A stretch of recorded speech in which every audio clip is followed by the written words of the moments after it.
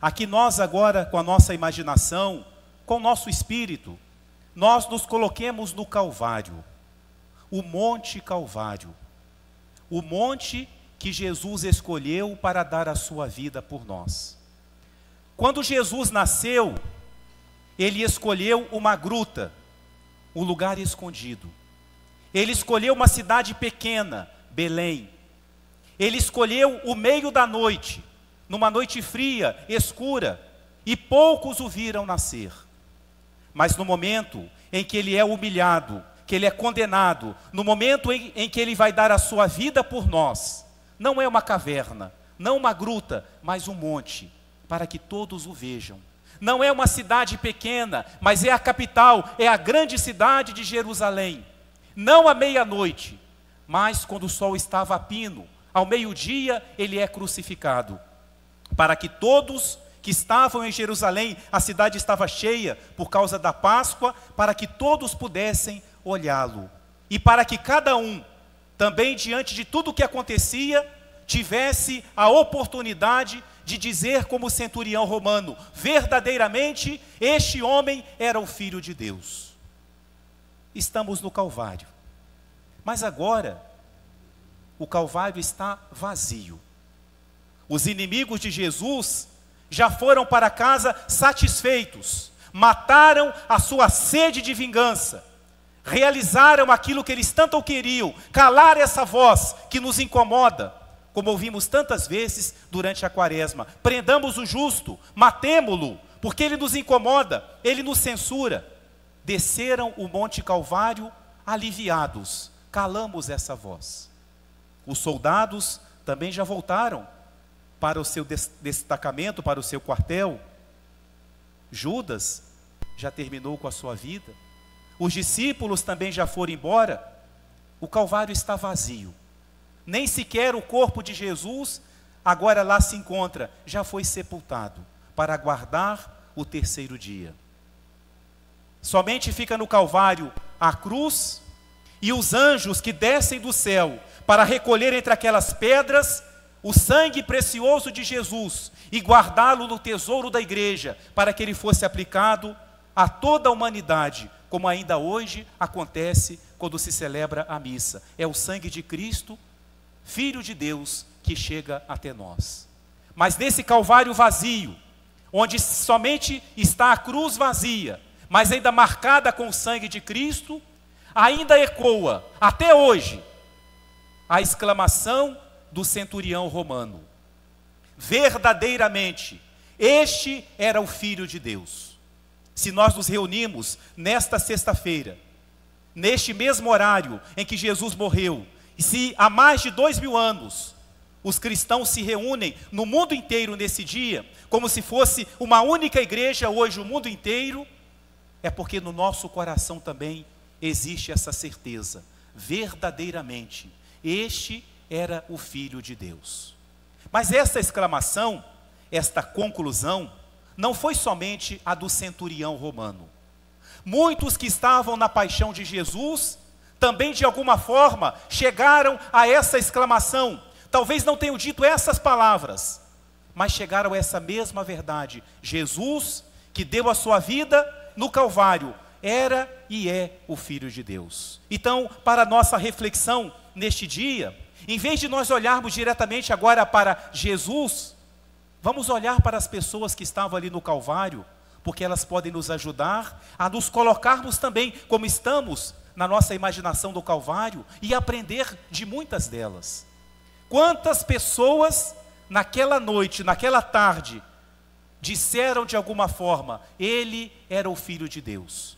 Antes das pessoas, a própria natureza gritou como pôde: ele é o Filho de Deus. A terra tremeu ao sentir que sobre ela pingava o sangue divino, o sangue inocente. A terra tremeu, as rochas se fenderam e quebraram-se.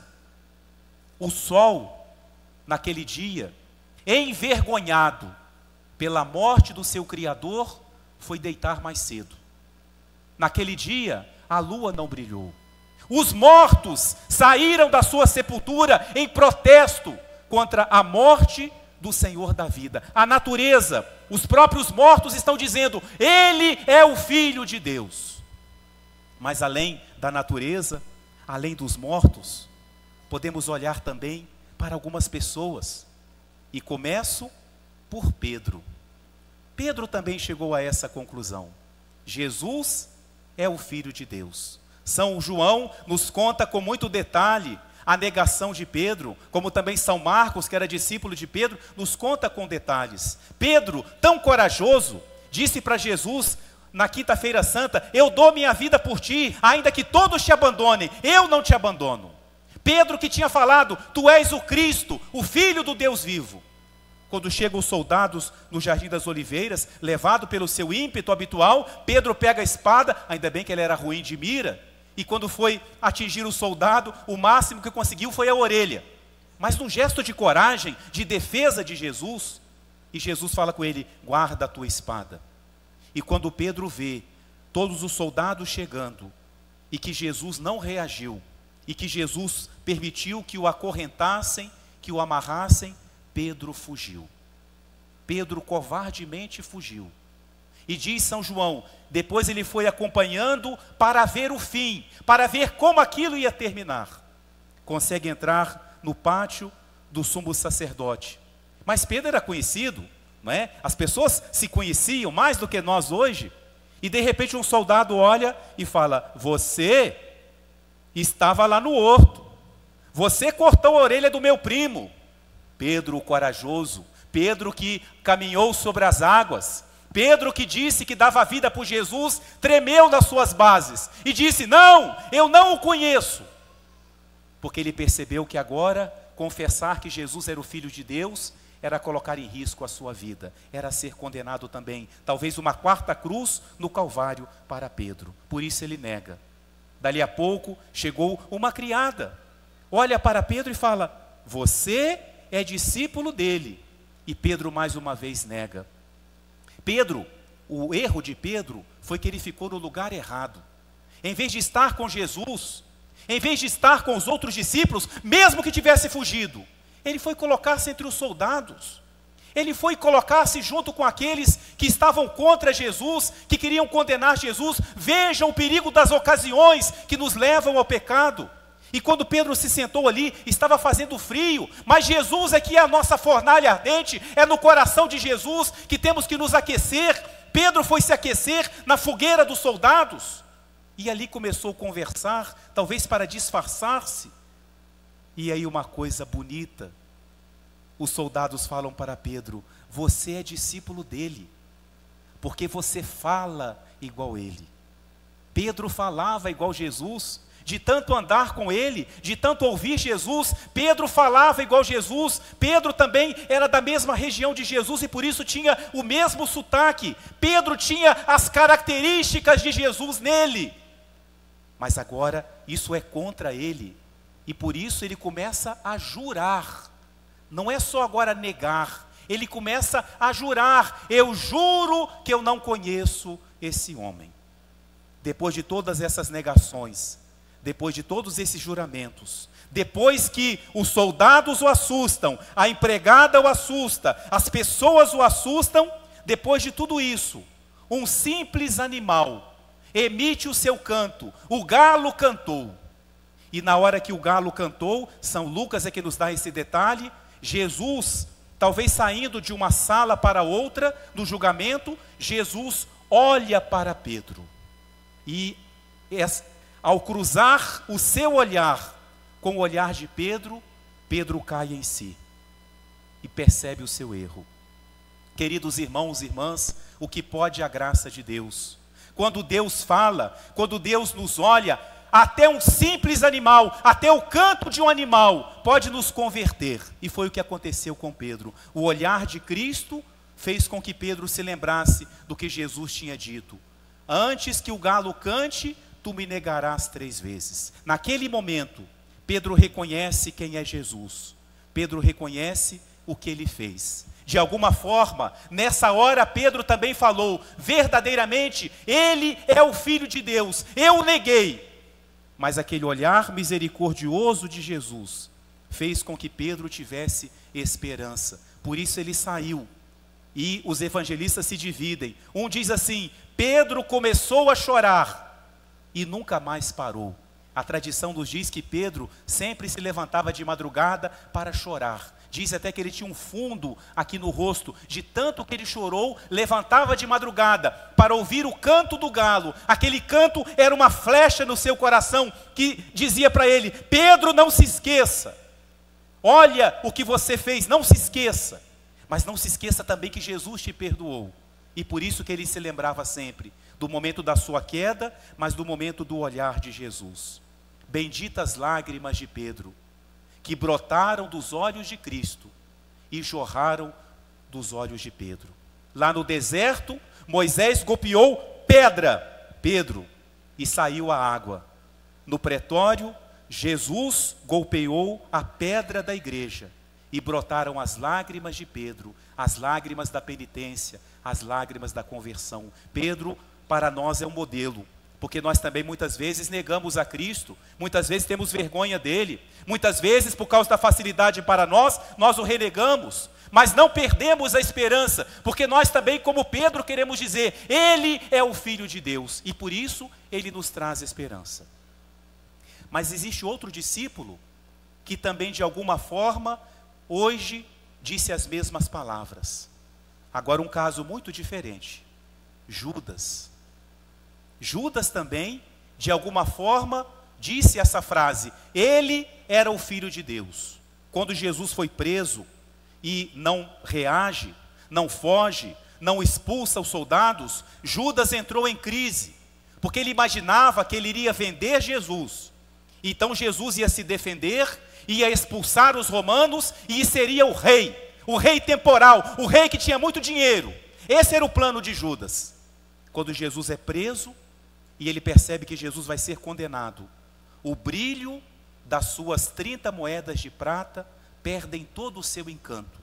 Aquelas moedas que brilhavam nas mãos de Judas, agora são brasas que queimam as suas mãos. É fogo que queima a sua consciência. Ele não consegue mais segurar aquelas moedas, por isso ele corre ao templo e diz para os sacerdotes: pequei, entregando o sangue inocente. Ele reconhece que Jesus é o Filho de Deus.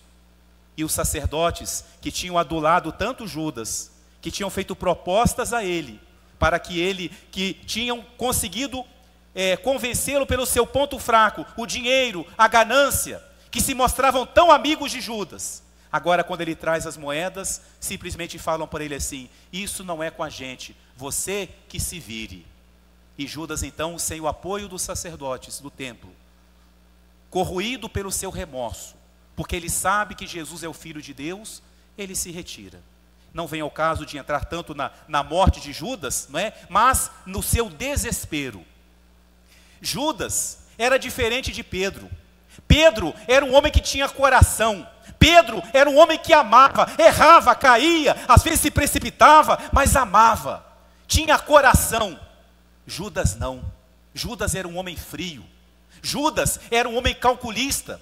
Judas era um homem que vivia só fazendo planos, artimanhas. E por isso, na sua lógica, não entra a misericórdia.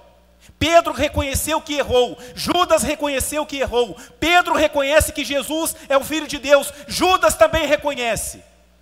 Pedro é capaz de se arrepender, Judas também se arrependeu. Pedro consegue acreditar no perdão, porque ele consegue olhar Jesus nos olhos, e por isso até o galo toca o seu coração. Judas não consegue olhar Jesus nos olhos, é calculista. Na sua lógica, na sua matemática, o seu pecado é muito grande, e por isso o seu pecado não tem perdão. Mas no fundo, ele reconhece que Jesus é o Filho de Deus. Queridos irmãos e irmãs, diante do exemplo de 2 discípulos de Jesus, pode se apresentar para nós também uma ocasião em que nós temos que fazer uma escolha, porque nós também erramos, traímos, estamos sujeitos a isso. Jamais hajamos como Judas, jamais percamos a esperança, façamos como Pedro, choremos, comecemos a chorar, mesmo que não sejam lágrimas sensíveis, mas que no nosso coração nós choremos os nossos pecados. A primeira leitura nos lembrava, Ele tomou sobre si os nossos pecados. Se Ele tomou os nossos pecados, é porque Ele quer tirar de nós esse peso, Ele quer nos perdoar, Ele quer nos dar a salvação. Vamos ao Calvário novamente. Lá nós aprendemos também de mais um discípulo, São João Evangelista, esse que hoje nos narra o Evangelho. Ele também tinha essa certeza, Jesus é o Filho de Deus. Por isso ele não fugiu, ele não se distanciou, esteve o mais próximo que ele pôde de Jesus o tempo inteiro. E quando Jesus vai ser crucificado, vergonha para nós homens, é o único homem que representa os discípulos de Jesus, enquanto as mulheres foram muitas. Aliás, não vão ficar vaidosas as mulheres não, mas é interessante um detalhe. Na paixão de Jesus, há muitos homens que o condenaram, mas não há uma mulher que condenou Jesus. Diretamente, nenhuma mulher agiu diretamente para condenar Jesus. Mas não pensem porque vocês são santinhas, não. Foi por causa de Nossa Senhora, por causa desta santa mulher, Deus preservou que as outras mulheres diretamente condenassem a Jesus. Vocês têm isso a favor de vocês. Então imitem também a santidade e a fidelidade de Nossa Senhora. Mas João, os homens também estavam ali representados, mesmo que no número menor, ainda bem que hoje não é assim, né? Estava lá representando os homens, acreditando em Jesus o tempo inteiro, esteve ao lado de Jesus até deixá-lo na sepultura. E por isso que ele é o discípulo que pode nos contar com mais detalhes a crucifixão, a morte de Jesus, o embalsamamento, todo o ritual, até fechar o sepulcro onde Jesus é depositado. João também no seu coração tinha essa certeza, este era o Filho de Deus. No Calvário também, junto com Jesus, foram condenados os dois ladrões. Não vamos falar de gestas, o ladrão que não se arrependeu, o ladrão que na hora da morte ainda insultava a Cristo. Ele não foi capaz de reconhecer que Jesus era o Filho de Deus. Mas o outro ladrão, que a tradição nos diz que se chamava Dimas, São Dimas, com a sua atitude, também chegou à mesma conclusão do centurião. Este verdadeiramente é o Filho de Deus. Interessante como que o bom ladrão praticou todas as virtudes na hora da sua morte, não é? Ele fez ali um catecumenato muito rápido, fez todo um percurso de fé e de conversão, e foi batizado no seu próprio sangue. Ele fez um ato de fé, quando ele chama Jesus de rei, olhando Jesus desfigurado, coroado de espinhos, e ele é capaz de falar, lembra-te de mim no teu reinado. Ele fez ali um ato de reparação, ele aceitou o seu suplício, o seu sofrimento, ele fez penitência, ele se arrependeu de seu erro, ele se tornou na cruz um apóstolo, ele tentou converter o seu amigo, falando com ele, você não teme a Deus, nem agora você teme a Deus. Ele praticou todas as virtudes, praticou a esperança, ao esperar o reino de Jesus, praticou a humildade, ao reconhecer os seus erros, praticou a paciência, praticou todas as virtudes, mas sobretudo é esse exemplo de olhar para Jesus com fé, e ele olha para Jesus e fala, Senhor, lembra-te de mim quando chegares no teu reinado. Interessante que os discípulos uma vez pediram para Jesus, Senhor, permita que eu me sente à tua direita e à tua esquerda lá no céu, queria os primeiros lugares. O bom ladrão não, ele é um homem humilde, ele sabe o quanto ele errou, ele não pede uma cadeira, um trono, a única coisa que ele pede é uma lembrança, porque de Cristo basta uma lembrança para que ele nos salve. Senhor, lembra-te de mim quando estiveres no teu reinado. E Jesus, que mal podia falar, porque sabemos que um dos motivos da morte de Jesus foi a dificuldade de respirar, não tinha como falar na posição que ele estava, com a boca seca e depois amargurada com o fel. Jesus encontra forças para ainda voltar a sua cabeça para aquele pobre condenado e dar-lhe a última sentença. Talvez esse homem recebeu na sua vida muitas sentenças, de muitos juízes, porque ele era um criminoso, ele era um malfeitor.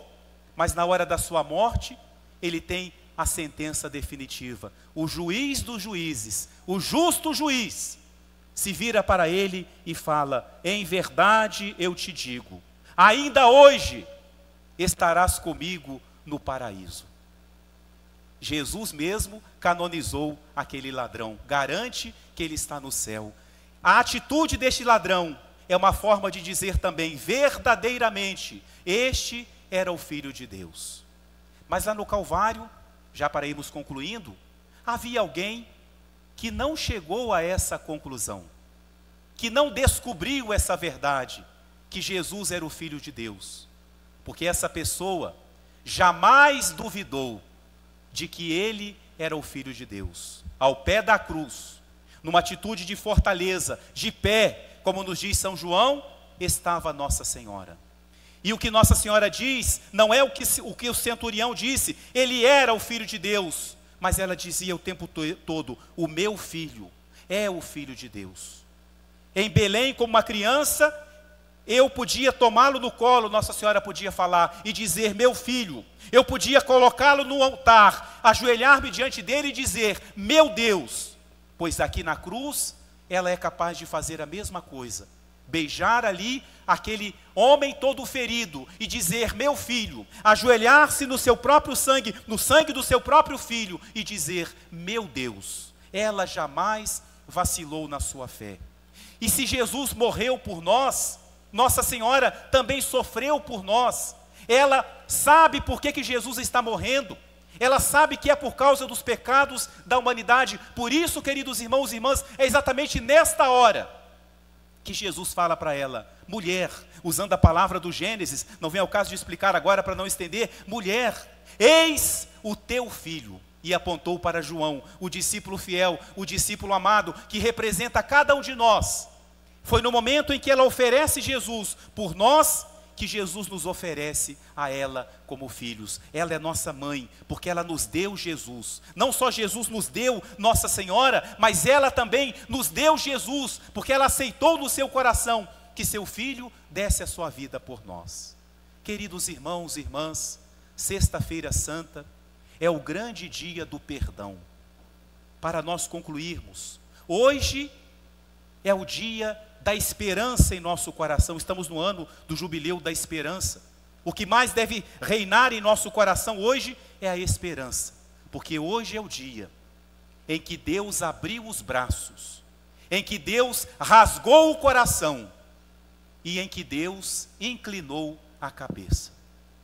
Jesus abriu os braços para nos acolher.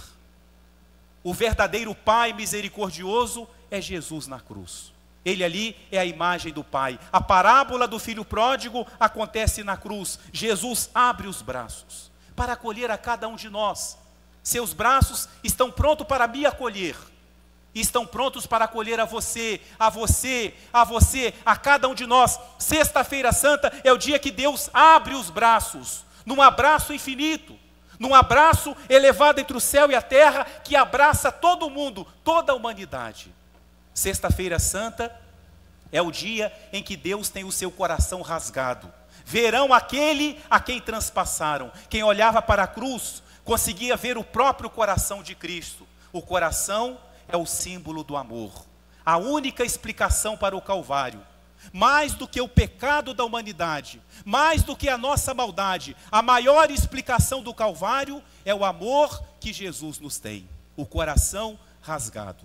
Hoje, queridos irmãos e irmãs, é o dia que Deus inclina a cabeça. Fazer assim com a cabeça é o gesto de dizer sim.